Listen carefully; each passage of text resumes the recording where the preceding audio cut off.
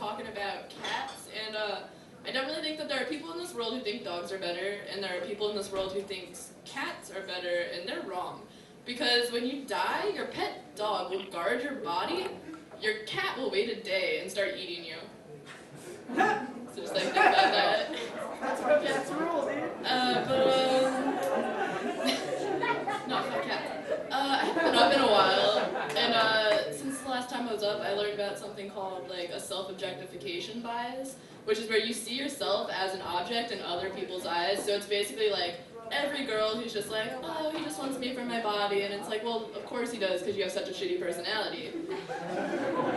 But like, basically what it is you think that everyone just sees you as an object, you know? And so like these British psychologists did a study where they had a bunch of women take a math test, and like half of them were wearing bikinis, and half of them were in like sweaters and pants, and you know, like they monitored their brain activity while they were taking the test, and averaged out the scores at the end, and like needless to say, the women in sweaters did a lot better, because the women in bikinis were in like sexy mode, which is definitely like how they wrote it up in the report.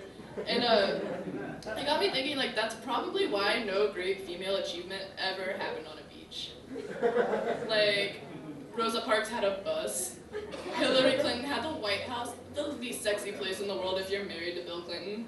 And Harriet Tubman founded hipster transportation with like her underground railroad. Oh shit. And it got me thinking, like, the only woman who ever made it big and then bigger and then a little bit too big and then smaller again on a beach was Pamela Anderson. And I'm not a doctor, but I think she might have had some help with that, which is great because at that point in her life, she must have needed a ton of support, which is a project. But anyways, I'm kind of a douche, and I like teaching myself languages. Like, I'm making a really cool noise right now too. I don't know if you hear that. But I tutor French, and I was teaching myself Norwegian. And there's like one language I swore off ever learning, and it's sign language. And it's not just because I enjoy discriminating against the deaf. But when I was like 15, I was taking an extracurricular American Sign Language class in my free time, and like halfway through the class, I broke 2 fingers on my right hand. And so here I was, like, much older than everyone else, like in a room full of tiny deaf people, signing with a really noticeable lisp. And like, let me tell you guys, children are fucking ruthless. And I don't know if you've ever been in a room full of people laughing at you who don't know the sound of their own laughter. But it's kind of like a group of atonal seals mating. But like, luckily for me, it only took 1 finger to say fuck you. On a serious note though, I recently saw a dad leading his son around the mall with a laser pointer. And like, I don't know what made me feel worse about it though. The fact that parents these days are so reliant on technology, or the fact that kids these days are so stupid, they can be fooled as easily as a cat.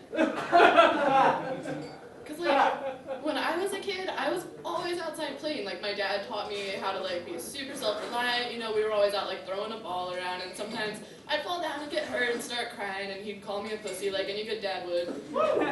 And like, I feel like it made me a better person, you know? Because like my niece is 7 and she has an iPad. She doesn't even know how to spell iPad because she's also kind of stupid because she's 7. But I don't know, I just think it's weird. And I don't know, that's just like not how I was raised. But what else can I talk about? I skateboard because like I want everyone to think I'm gay.